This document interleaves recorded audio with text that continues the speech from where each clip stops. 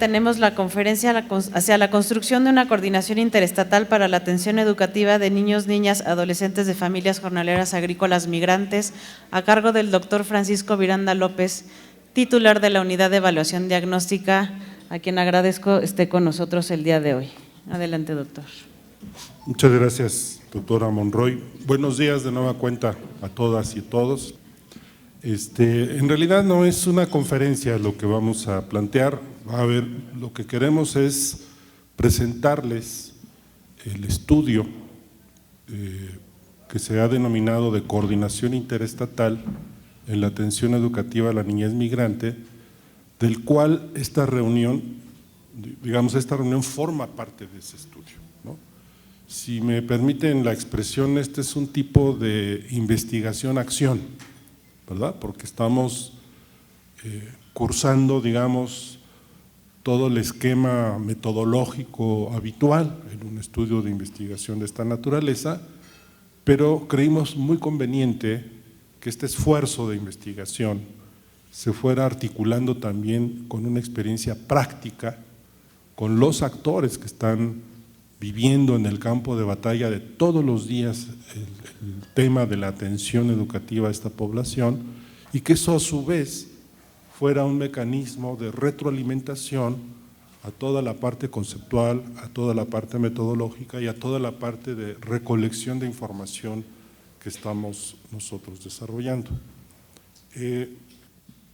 Para no aburrirlos, vamos a hacer una intervención a tres voces, ¿no? Casi como si fuera un grupo de jazz, porque cada quien toca un instrumento distinto y ya nos pusimos de acuerdo para echarnos el palomazo habitual en estos casos. Quiero comentarles que la unidad de evaluación diagnóstica de la Comisión de Mejor Edu tiene la responsabilidad de hacer dos grandes tareas. Una son las evaluaciones diagnósticas, formativas e integrales. Seguramente ustedes han conocido ya esta segunda estrategia de evaluación diagnóstica de lectura, matemáticas y formación cívica y ética que hemos desarrollado de manera coordinada con las autoridades educativas. Y tenemos otra tarea fundamental que es el desarrollo de estudios e investigaciones especializadas, ¿no? Entonces, en realidad nuestra tarea fundamental es generar información y conocimiento sobre ciertos temas que nos parecen fundamentales, y obviamente eso no lo podemos lograr si no hacemos acopio de información de los espacios donde transcurren las cosas, ¿no? Las escuelas, las entidades federativas, y si no tenemos el punto de vista de los actores que están directamente involucrados, pues esto no tiene mucho sentido, ¿no? Entonces, déjenme muy brevemente plantearles el marco de referencia en el cual nos estamos moviendo. Creo que todos podemos coincidir en que en torno a este tema de la población infantil jornalera agrícola migrante tenemos hoy en día dos grandes vacíos, uno de información y otro de atención educativa, ¿no? Yo recuerdo hace casi 10 años, cuando yo empecé a entrar desde la academia a este tema, se hablaba mucho del tema de la necesidad de visibilizar el problema, de visibilizar esta población porque era una población poco visible. Y lo que no se visibiliza, pues no se atiende, ¿no? Provoca inacción social e inacción de la política gubernamental.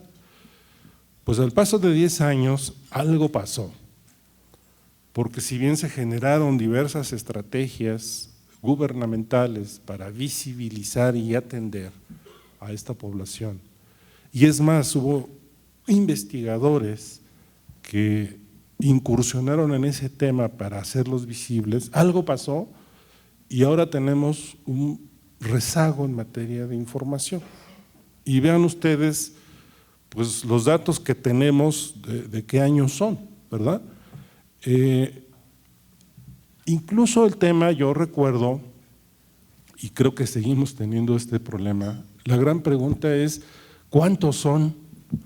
¿No? ¿Y qué características tienen? ¿Cuántos son los jornaleros agrícolas migrantes y cuántos son sus hijos en edad de cursar la educación básica?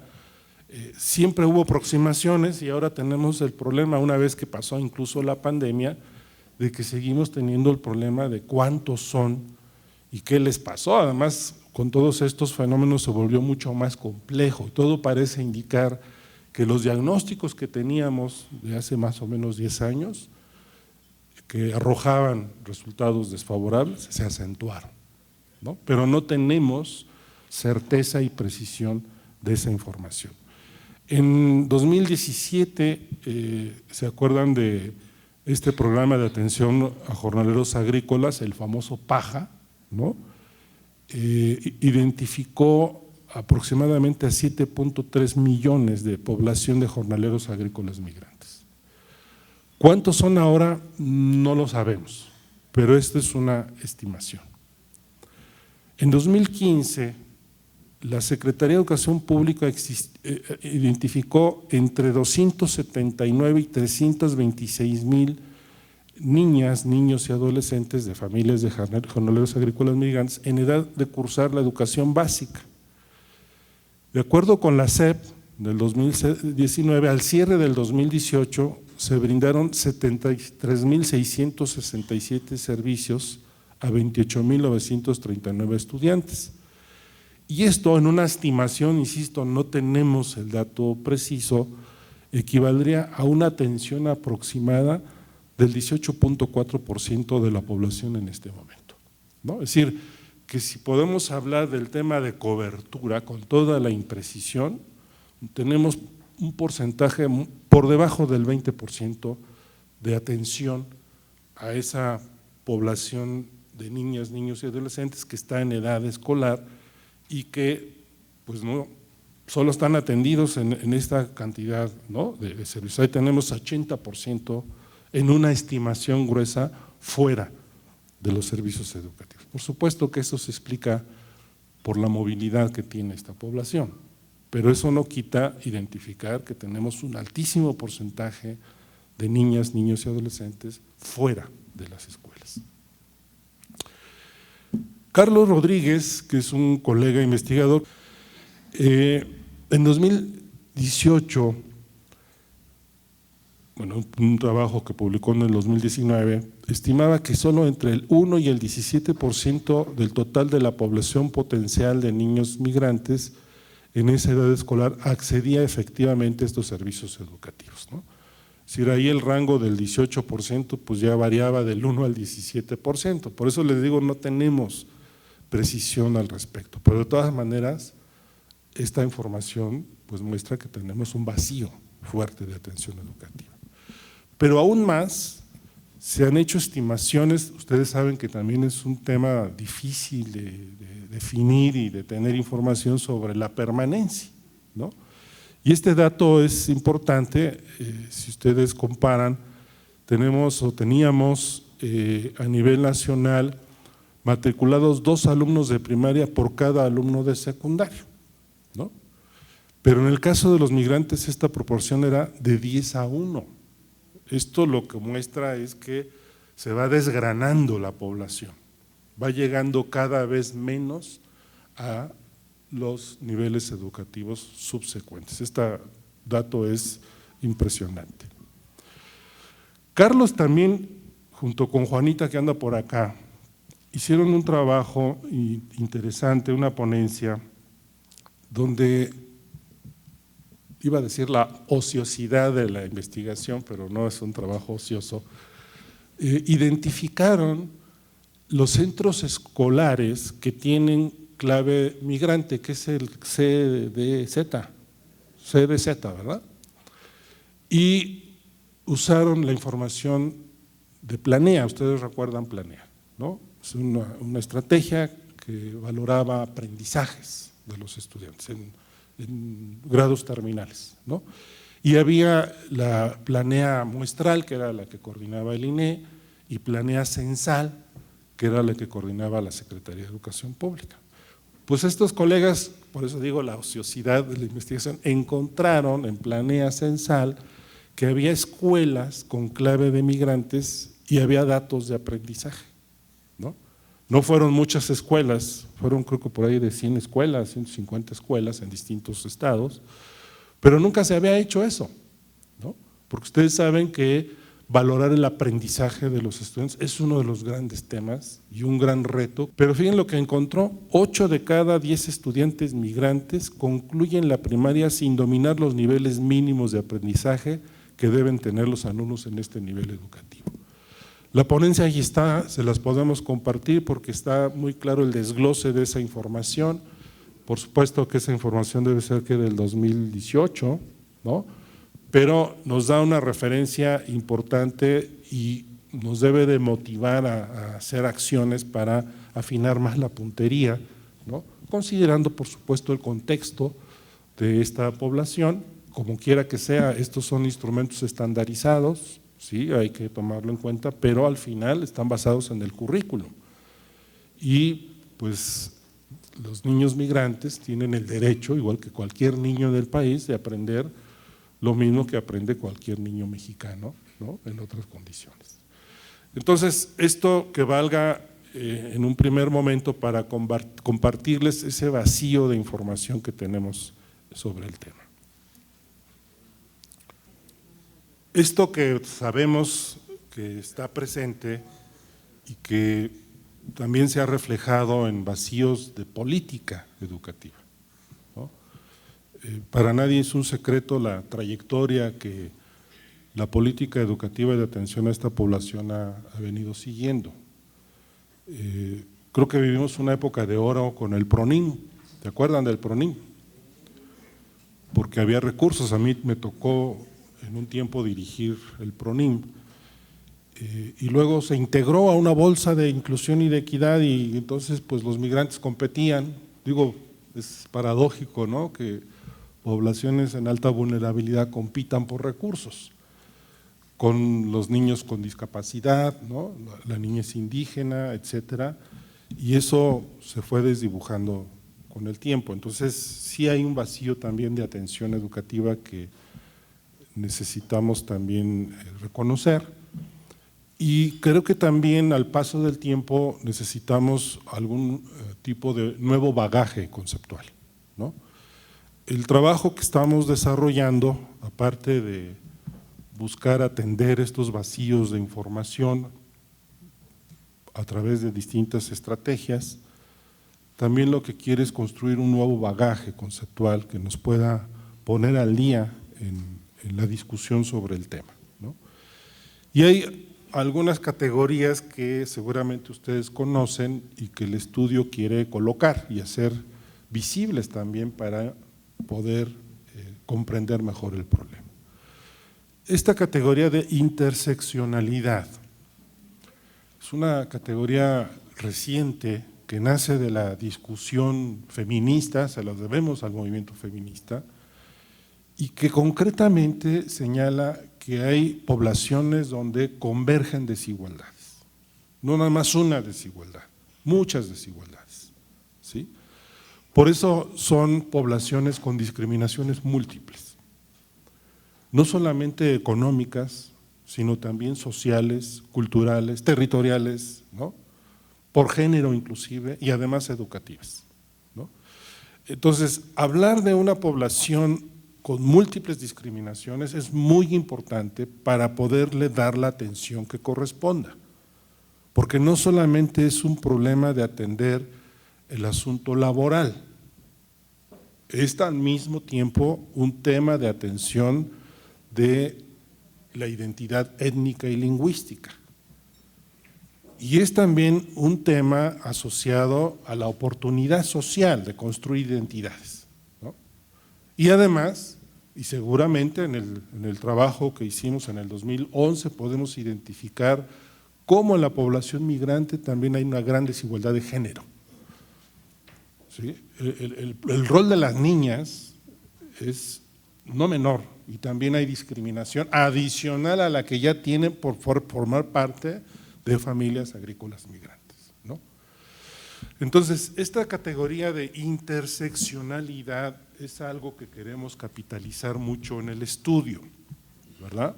Porque es creo que muy importante decirlo y decirlo con todo lo contundente que es hablar de una población de múltiples discriminaciones. Segunda categoría, este interjuego, ahora que está de moda este eslogan de menos escritorio y más territorio, ¿no?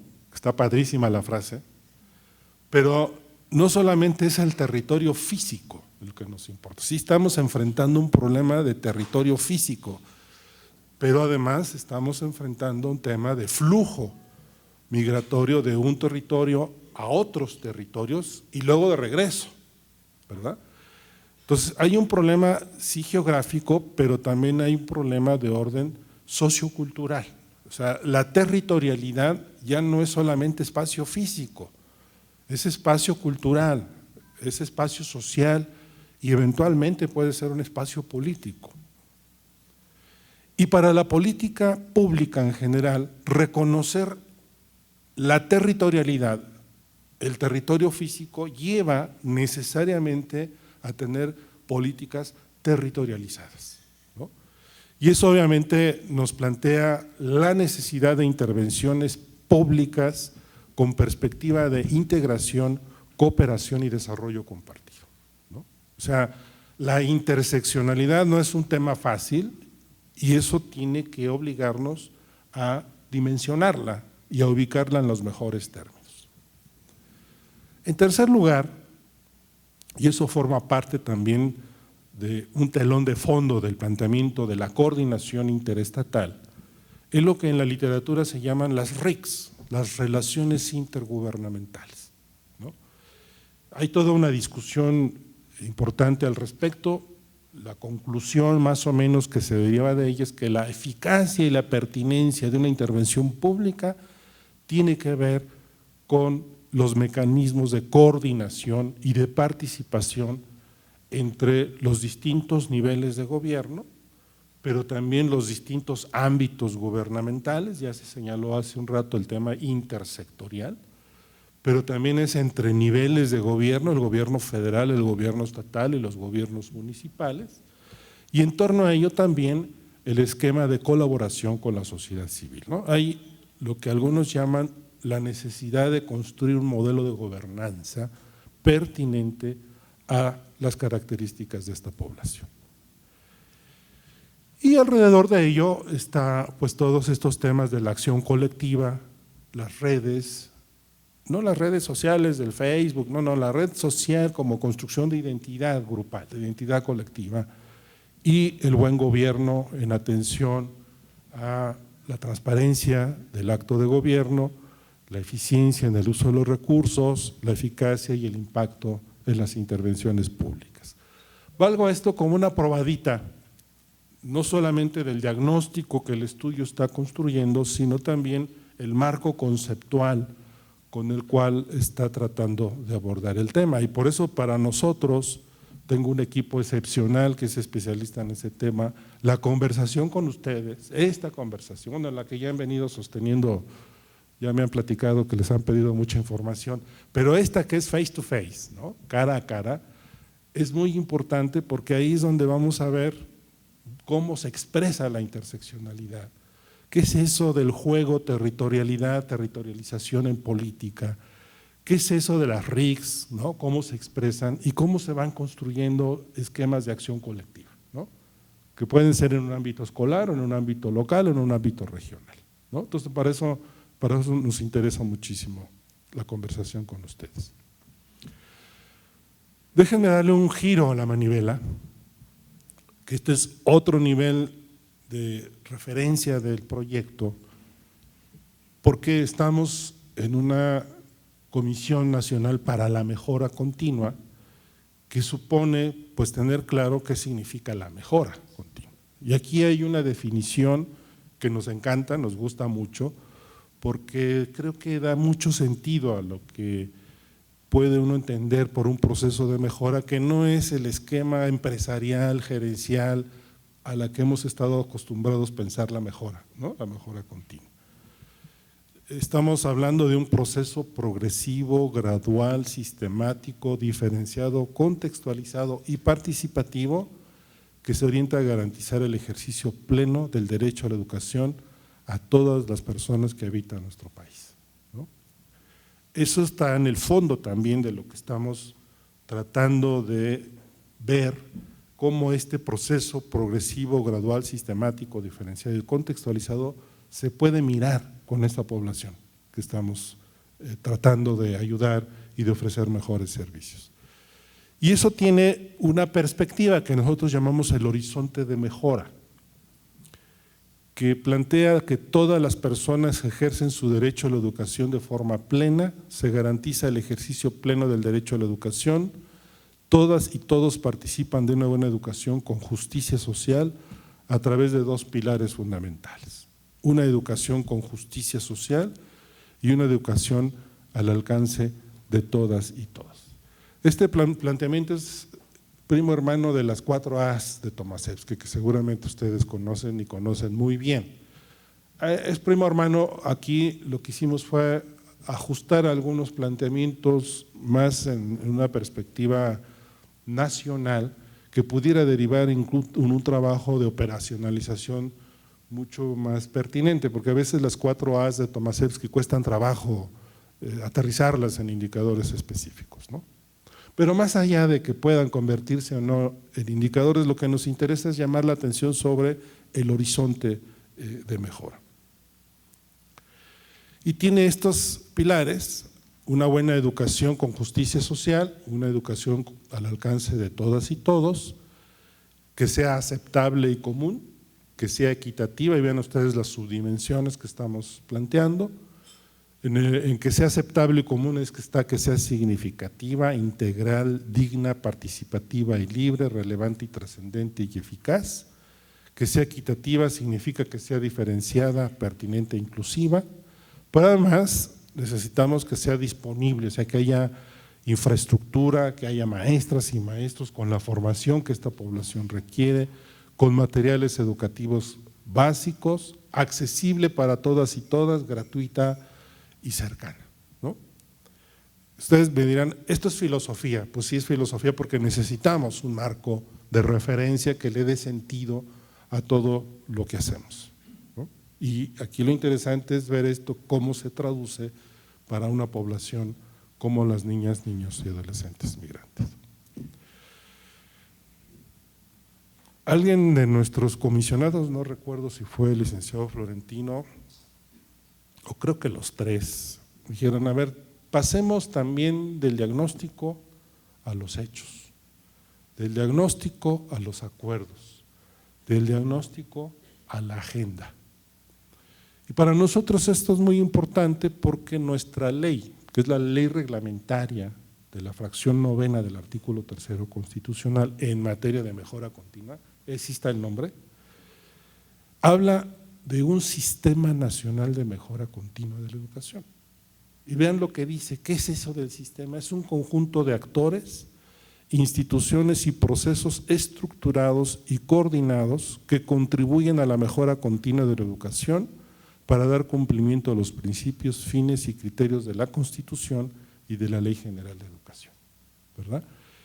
Y esta legislación plantea la existencia de un comité de ese sistema, y en ese comité, si pueden ver el recuadro que está al ser final, está la titular de la Secretaría, que es su presidenta, la Junta Directiva de la Comisión, las presidencias de las comisiones de educación del H Congreso de la Unión, es decir, de diputados y de senadores, los representantes de Hacienda, la Secretaría de Hacienda, de Función Pública e Mujeres, los titulares de las subsecretarías de SEP, las de básica, media superior y superior, un representante de las instituciones de formación inicial docente y un representante del Consejo Técnico. Y es más, se me pasó, pues está la titular de UCICAM, ¿verdad? Si ustedes lo ven en perspectiva, pues tenemos ahí actores que pueden tomar decisiones de política muy importantes, ¿sí? Y ahí tienen ustedes las atribuciones que tiene este comité del sistema: coadyuvar en las acciones del sistema, a fin de contribuir a la mejora continua del CEN, intercambiar información y promover la vinculación interinstitucional sobre experiencias, estudios, investigaciones, evaluaciones que contribuyan a la mejora continua de la educación y conocer y opinar sobre las propuestas que la Comisión, Mejor Edu, emita en materia de mejora continua de la educación. Esto no es menor, porque si ustedes ubican este tipo de conversación con ustedes en esta perspectiva, nos da un espacio muy importante de aportación a la definición de política pública en la materia. Mejor Edu es la institución, el organismo coordinador del sistema y tiene atribuciones para impulsar esquemas de coordinación, y ya la Comisión ha impulsado trabajos con los titulares de educación de los estados, con las autoridades educativas, y como también se mencionó, con otras instituciones académicas, organismos nacionales e internacionales y de la sociedad civil, ¿no? Si uno quisiera ubicar este espacio, en el que ahorita nos estamos viendo, estaríamos en este espacio de conversación con las autoridades educativas, en la parte, digamos, más de los responsables del tema, en colaboración con organismos, ¿no?, internacionales, y que puede permitir generar un espacio de coordinación y de propuestas de coordinación muy importante a nivel de la política educativa nacional. Todo esto, bueno, ya es un poquito de filosofía y es un poquito también de marco normativo, que ya no es filosofía, ya es un espacio posible de operación, pero ahora el problema que tenemos es cómo le damos sentido a esto, ¿no? Y esto lo que pretende plantear son un conjunto de acciones y de etapas donde podemos ver cómo se construye la mejora y cómo se define la mejora en acciones concretas. Estamos previendo 4 etapas. Diagnóstico. Ya la maestra Silvia decía, no se puede mejorar lo que no se conoce. Sí, lo dije bien. Y eso significa que tenemos que saber de qué tamaño es el problema, cuáles son las características del problema. Sabemos cosas, por supuesto, pero hay otras cosas que no sabemos. Tampoco se trata de caer en sobrediagnóstico, somos buenos para estar diagnosticando. Pero como dice el dicho, ni tanto que queme al santo, ni tanto que no lo alumbre. Como yo ya decía, sí tenemos vacíos de información, sí necesitamos hacer diagnósticos y hacer más precisiones sobre las problemáticas, sus situaciones y causas. Este fenómeno que narraba el licenciado Florentino de lo que está pasando en Chiapas, el efecto del flujo migratorio centroamericano en lo que estaba pasando en las empresas cafetaleras, pues es algo que necesitamos diagnosticar con mayor precisión. Y la idea es que no los hagan los sabios de Mejor Edu, perdón por lo de sabios, los equipos técnicos de Mejor Edu, que por supuesto son equipos técnicos, sino que lo hagan de manera conjunta con las autoridades educativas. ¿Por qué? Porque no hay manera de escaparnos de que de un buen diagnóstico deriven recomendaciones y propuestas de mejora.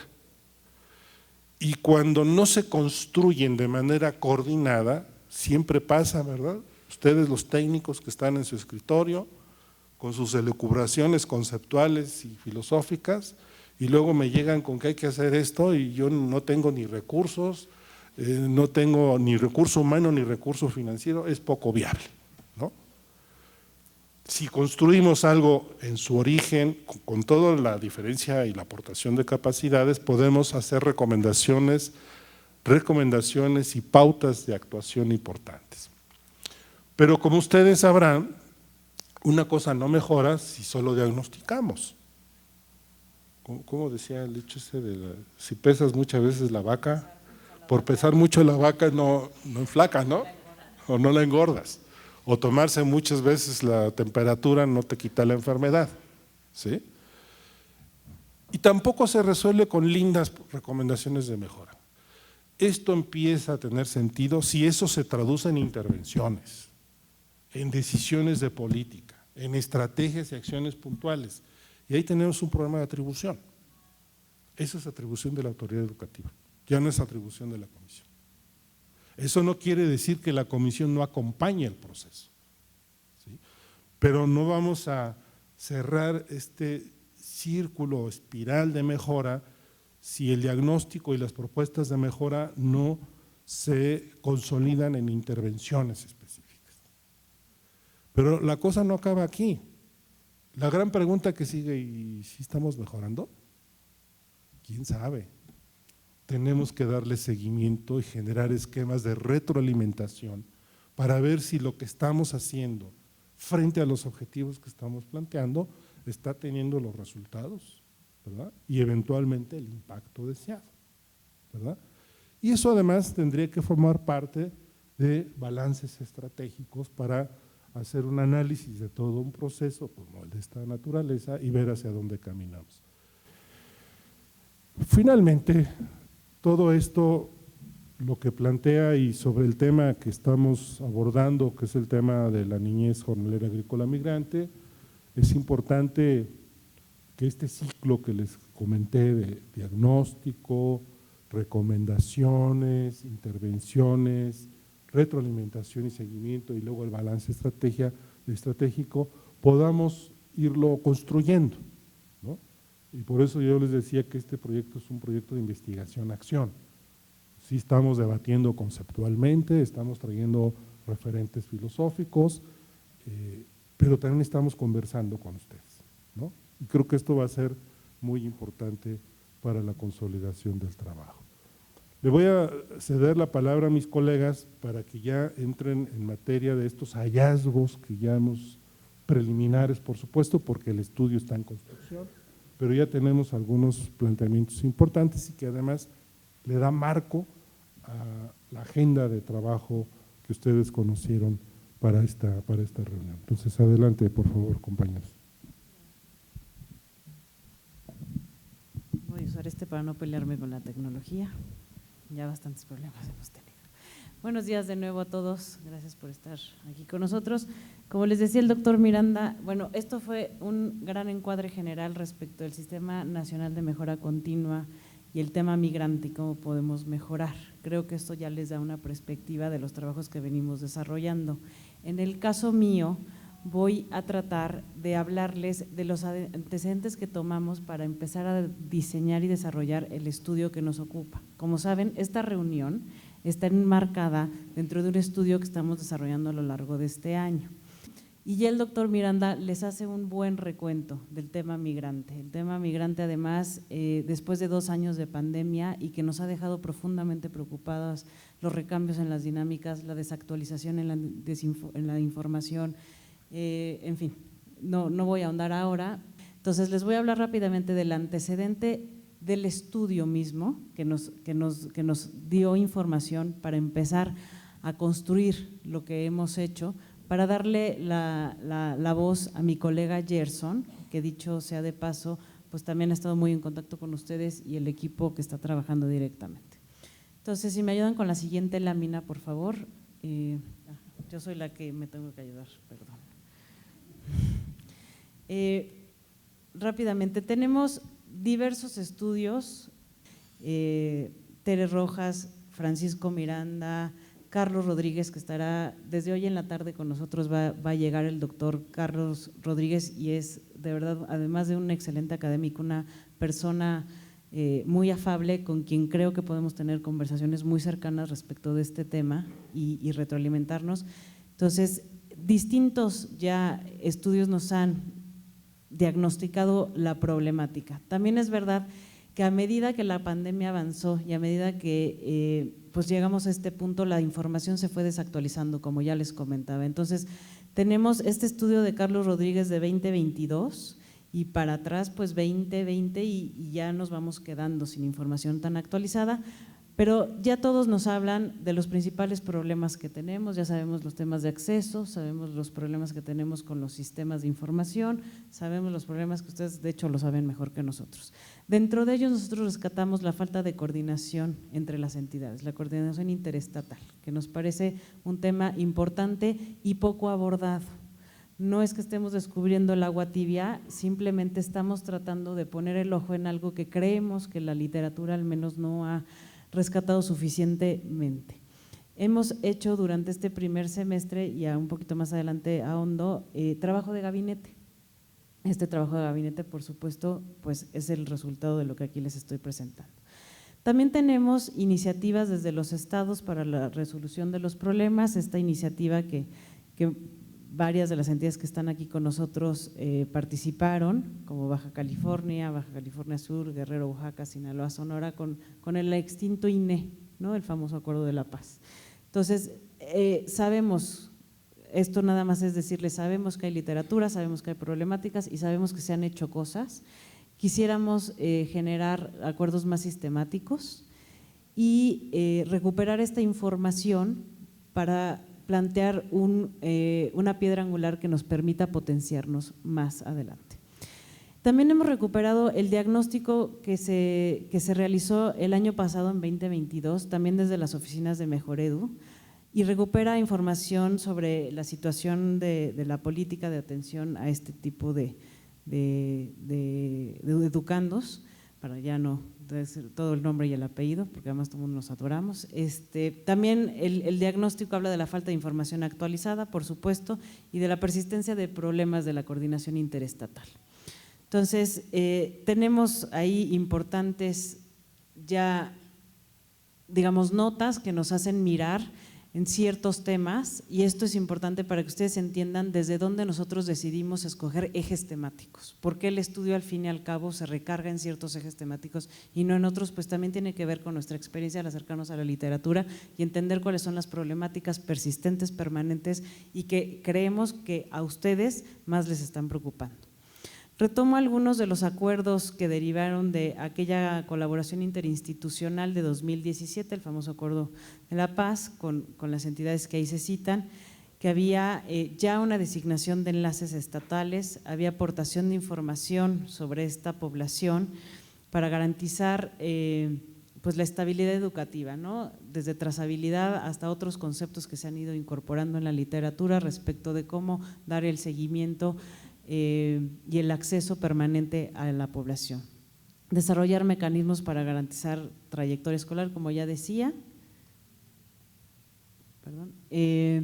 cómo las autoridades locales debieran de gestionar algunas acciones para lograr una mejor coordinación, y sabemos que ahí hay temas muy importantes que ustedes mismos nos han hecho saber, como que haya una figura permanente que esté haciendo las veces de coordinar o de atender esta población, una figura que a lo mejor se encuentra dentro de la Secretaría o en algún lugar, pero alguien que se dedique de manera exclusiva y permanente a estas tareas.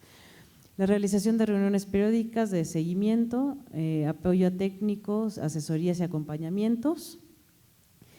Y bueno, esto se desglosaba en algunos otros puntos. Eso fue el acuerdo por la paz, y sabemos que también eso se quedó ahí, ya no hubo tampoco pues realmente mayores acciones, y nos parece que es algo que deberíamos de recuperar en este estudio y de donde podemos partir. Respecto del diagnóstico sobre la atención educativa, este es un diagnóstico que recuperó 5 dimensiones de análisis, que son las que tienen en pantalla, las problemáticas actuales, las acciones de atención educativa desarrolladas, los desafíos y acciones durante el periodo de la pandemia, que es algo muy importante de repasar, cuáles son los retos y necesidades para la atención educativa de este tipo de población y las fortalezas y áreas de oportunidad que ellos encontraron en esta política. Hacerles mucho hincapié que estamos recuperando también esta información para alimentar el estudio y para traer, digamos, todo lo que viene ya de la literatura desde atrás y generar hoy una actualización de esta y desde ahí partir para proponer mecanismos de coordinación interestatal. ¿Cómo diseñamos nosotros ahora sí el estudio de coordinación interestatal en atención educativa a niñas migrante? Bueno, lo primero fue identificar cuál es nuestro objetivo general, que es identificar y proponer mecanismos de coordinación interestatal entre entidades de origen y receptoras. ¿Para qué? Para aportar elementos que contribuyan a mejorar la atención educativa de esta población, por supuesto. Dentro de los objetivos específicos queremos conocer el estado que guarda la coordinación interestatal, saber si sí hay o si no hay, o de qué manera está llevándose a cabo en este momento, identificar las principales problemáticas y retos, y proponer estos mecanismos de coordinación de los que les hablaba. Como se han dado cuenta, pues convocamos a las figuras, a un representante de CONAFE, a un representante de INEA y a un representante de la Secretaría, y hemos sido muy enfáticos en que trabajen colaborativamente como Estado. Yo sé que vienen con la cachucha institucional y eso pues nunca nadie nos los podemos quitar, pero inclusive ya los pusimos a chambear en un cuestionario con las respuestas a nivel estatal y creo que fue un extraordinario ejercicio primero. Ahora en las mesas les vamos a solicitar atentamente se sienten también por estado y que ahora jueguen con ese equipo. ¿Por qué? Porque la coordinación interestatal creo que va ahora a jugar un rol importante y nos va a visibilizar también, uno, problemáticas y dos, posibilidades que a lo mejor no hemos visto. Nosotros hicimos nuestra tarea, ya hablamos con CONAFE, ya hablamos con INEA, ya hablamos con CEP, ya sabemos a nivel institucional qué pasa. Ahora hablemos a nivel Estado y a ver si así logramos, perdón lo coloquial de la frase, pero darle un poco la vuelta a la tuerca. Escogimos solamente 3 de las 6 grandes rutas migratorias que se aceptan en la literatura. No estoy diciendo que esto esté escrito en piedra, he conversado con varios de ustedes, sé que esto se ha movido, la pandemia cambió cosas, también lo sé, pero de algún lugar teníamos que partir y esto es, digamos, lo que la literatura ya nos decía. Entonces, están aquí convocados Ruta del Pacífico con sus 10 entidades que se aceptan, origen y receptoras, la Ruta del Centro y la Ruta del Golfo. Muchísimas gracias de nuevo a todos por asistir. Tuvimos una convocatoria del 100% y de verdad, muchas gracias. Además, después de pandemia se siente muy reconfortante volverlos a ver. Definimos 3 grandes ejes de análisis, como les decía, a partir del trabajo de gabinete que desarrollamos a principio de este año, estos primeros 6 meses. Ustedes no nos dejarán mentir que el tema del acceso a los servicios educativos sigue siendo un problema importante. No es que seamos reiterativos, pero es que son problemas no resueltos que venimos arrastrando y que la pandemia probablemente profundizó. Hay que rediagnosticar, incluso hay que redefinir cuál es la problemática y hay que reposicionar las soluciones que podemos plantear. ¿Qué del acceso a servicios educativos vamos a ver? Queremos identificar las barreras de atención que impiden la inscripción en los diferentes servicios educativos. Por eso están aquí los 3 servicios que atienden a estos educandos.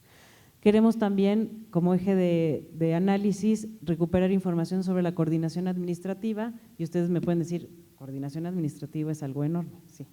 Vamos nada más a ver intercambio de información sociodemográfica escolar y de movimientos migratorios, sistemas de control escolar. No se me espanten, ya hablamos USECOM, SASA, SINASEM, ya sabemos, no se preocupen.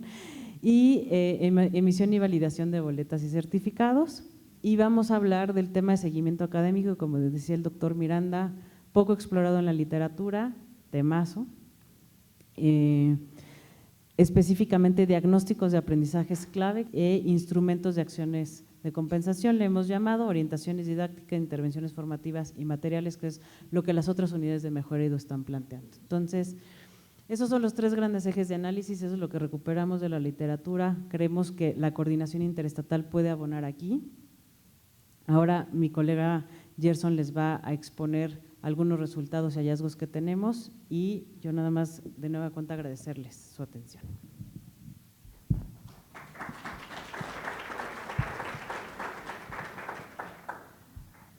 Muchas gracias a todas y todos los representantes de los 21 estados que nos acompañan hoy.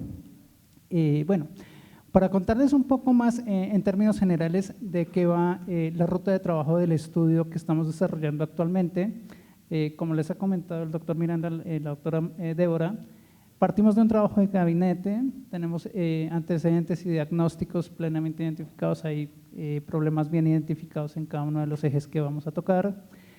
Preparamos unos instrumentos que amablemente ustedes nos ayudaron a responder tanto para la coordinación interestatal y anteriormente hicimos entrevistas con algunos actores educativos clave, exfuncionarios, funcionarios actuales e incluso con el equipo de campo de UNICEF para recopilar un poco más de cómo está actualmente el tema de la coordinación interestatal.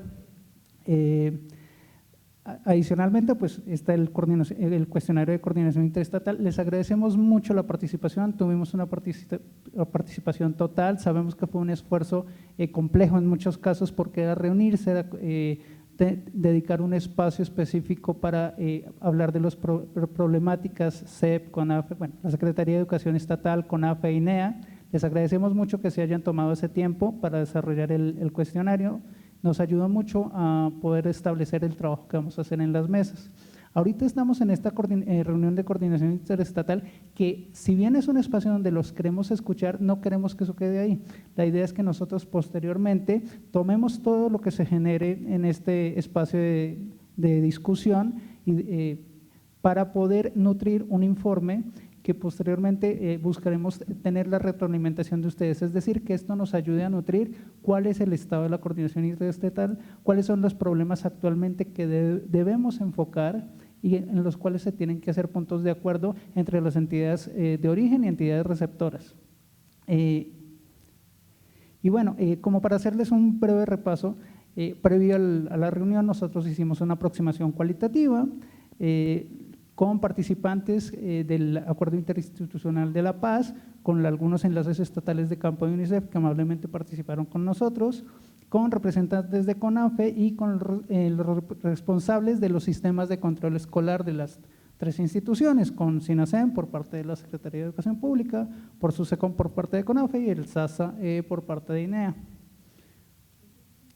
En general, les voy a presentar un recuento de los hallazgos principales que muchos de ustedes pueden ya conocer. Sin embargo, es como un pie de lo que nosotros recuperamos para empezar esta discusión interestatal. Entonces, tanto en el Acuerdo de la Paz como en la literatura, siempre ha estado la idea de que hace falta que en las entidades, en algunos casos, exista un funcionario encargado específicamente de la atención a la niñez jornalera agrícola migrante. ¿Por qué? Porque en muchos casos, por cómo se desarrollaron los programas que venían desde la Federación, se incluía población indígena, población multigrado, población especial, y esto hacía que fuera muy difícil darle el seguimiento a la población. En el Acuerdo de la Paz este fue un punto fundamental. En algunos estados se hizo un esfuerzo, en muchos casos de manera estatal, para que se desarrollara esta oficina o este cargo específico, pero bueno, es algo que nos repetían reiteradamente. Las rutas migratorias pudieron tener cambios, como lo comentaba la doctora Débora. Sabemos que las rutas en muchos casos se incrementaron. En algún momento la ruta del Pacífico la veíamos solo con 6 estados. Ahorita encontramos que a esa ruta se pudieron haber sumado otros 4, la dejamos como 10 estados, pero es una primera aproximación. También queremos escucharlos a ustedes cómo han detectado que han cambiado estas rutas migratorias. En términos de acceso, sabemos que el acceso por parte de las instituciones se da de manera general, o sea, no hay un impedimento como tal y se trata de dar todo el acceso educativo a todos los educandos posibles. Sin embargo, hay problemas de incorporación por parte de la población a los servicios educativos, y es decir, desde el diagnóstico que tenemos, que menos del 20% están accediendo, hay una parte que no sabemos que no está yendo a la escuela. Es necesario acercarnos a ver cómo podemos integrar a esa población para que efectivamente tenga acceso a la educación. La idea es que veamos estos temas como el acceso, la coordinación administrativa y el seguimiento académico desde problemáticas muy bien identificadas, incluyendo involucramiento parental, incluyendo cuestiones de documentación, etcétera.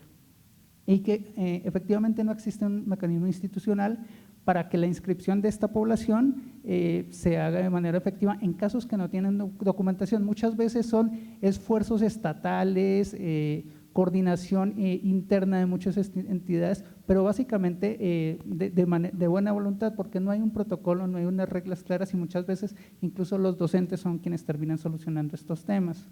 En términos de coordinación administrativa, sabemos que existen los 3 sistemas escolares, de control escolar, que tienen una comunicación limitada entre sí, que desafortunadamente en el cambio de uno y otro pueden haber pérdidas en los avances académicos de los estudiantes. Incluso el SINASEM, que se supone que fue concebido como un sistema de información que aglutinara la información de esta población en general. No necesariamente está siendo nutrido por todas las entidades, pues dado que en algunos casos, dado que el recurso ya está siendo absorbido o el impacto presupuestal está siendo absorbido por las entidades, dado que el PAEPEM no cuenta con suficiencia presupuestaria, bueno, están desarrollando sus propios sistemas de información y control escolar, y pues esto hace que el sistema nacional no reciba la información completa para que los demás actores la vean. Incluso se dice que dentro de las tres instituciones los sistemas son poco flexibles y no necesariamente brindan la información que necesitan docentes, personas que administran el control escolar y las entidades, y necesitamos empezar a explorar qué es lo que necesita dar ese sistema de control escolar para que efectivamente brinde las soluciones que requiere esta población. Incluso estamos identificando que hay problemas de emisión y validación de boletas escolares entre sistemas. Niños que pasan de CONAFE a Secretaría de Educación pueden tener problemas para que les validen esas boletas, a veces ni siquiera alcanzan a tener las boletas, se quedan muy poco tiempo, no se les emite la boleta y se pierde ese avance educativo, entonces eso puede ser un impedimento para que continúen en la educación. Y en términos de seguimiento académico, pues existen diagnósticos, sin embargo cuando los niños llegan a las escuelas, los docentes tienen que hacer muchas veces diagnósticos, no necesariamente académicos, en muchas cosas sí, pero aparte diagnósticos en términos socioemocionales también. Y no hay actualmente herramientas, algunos estados han empezado a hacer diagnósticos como una primera medida, pero no como a nivel nacional de momento, y la idea es que se empiece a trabajar por ahí, diagnósticos para que o instrumentos y herramientas adecuadas que le permitan al personal docente ayudar en esta transición. Ya sabemos que los niños van a migrar y no necesariamente solo una vez en ciclo escolar, pueden ser 2, 3, 4 veces. Al no haber una trazabilidad adecuada entre los sistemas de información, pues muchas veces los avances educativos se pierden, ¿no? Lo que comentábamos. También conversamos con los responsables de los sistemas de información. Sabemos que los sistemas permiten diferenciar a esta población, que hay problemas de certificación y validación de las boletas escolares, que si bien la curva en algunos casos no está dada, los responsables consideran que es un mecanismo clave para el seguimiento. Hay posibilidades de generar temporales, pero estos detalles técnicos, más allá de que sean una barrera, la idea es que tengamos una solución que permita que independientemente de la institución, cuando se brinde el servicio escolar, ese servicio escolar quede registrado en el sistema y se pueda compartir, que el avance académico básicamente no se pierda, que los estudiantes puedan continuar con su trayectoria académica. Y que también tenemos pues, cuestiones tecnológicas que pueden impedir que se conecten, pero eso no necesariamente tiene que ser un impedimento para que se presten la información del estudiante. Hay mecanismos y la idea es tratar de explorarlos desde el horizonte tecnológico actual. Voy a ir un poco más hacia lo que tenemos nosotros y lo que amablemente nos compartieron en los cuestionarios de coordinación intraestatal. Fuimos en los 3 ejes que vamos a tratar en torno al acceso de los servicios educativos. Les consultábamos cuáles eran las principales causas que ustedes consideraban para que las niñas de familias jornaleras agrícolas migrantes no accedieran a la escuela. Y encontramos que los padres o tutores prefieren que sus hijos y hijas apoyen al trabajo. En muchos casos, los padres de familia no necesariamente ven al estudio, a la educación, como un bien. Prefieren que incluso empiecen a trabajar desde temprano, este dicho de hijo de jornalero, pero aparte de eso, los estudiantes no necesariamente cuentan con la documentación necesaria para inscribirse y la normatividad escolar no considera tiempos de cosecha o las características específicas de la población. Con respecto a la coordinación administrativa, sabemos de los problemas de intercambio e información de niñez entre los estados, ese fue el más mencionado por ustedes. La falta de información de tránsito de los niños, las dificultades de acceso a los sistemas de información y control escolar y la ausencia o discrepancia de lineamientos para la emisión de boletas o certificados.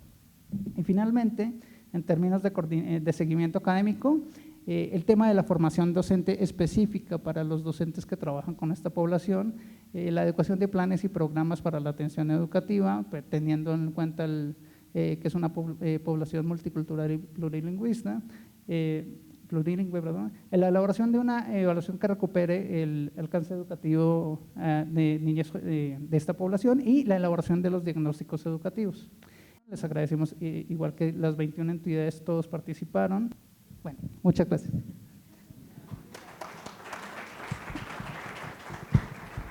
Yo nada más quería subrayarles que ayer que tuvimos una larguísima conversación con los colegas para la definición de los temas críticos en cada mesa, por supuesto que cada entidad tiene su experiencia y eso es muy importante, pero yo les pediría que nos pusiéramos los anteojos de la coordinación interestatal, porque eso es lo que nos interesa, y mirar al flujo migratorio como esa gráfica maravillosa que ven en el mapa y ponerlo en nuestras cabezas para poder resignificar la experiencia que ustedes tienen, y por supuesto que hay buenas prácticas, pero en esta perspectiva del flujo migratorio, de los estados donde salen la población, los estados que lo reciben, y luego de regreso, que además el regreso es, bueno, la ida y el regreso a veces es muy pausado, digamos, ¿no?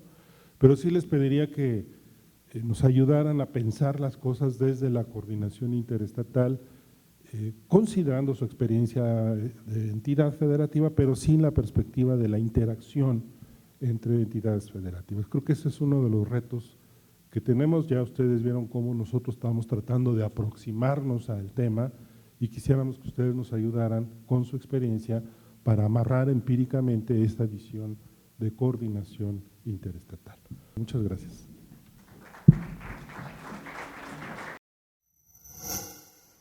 Gobierno de México.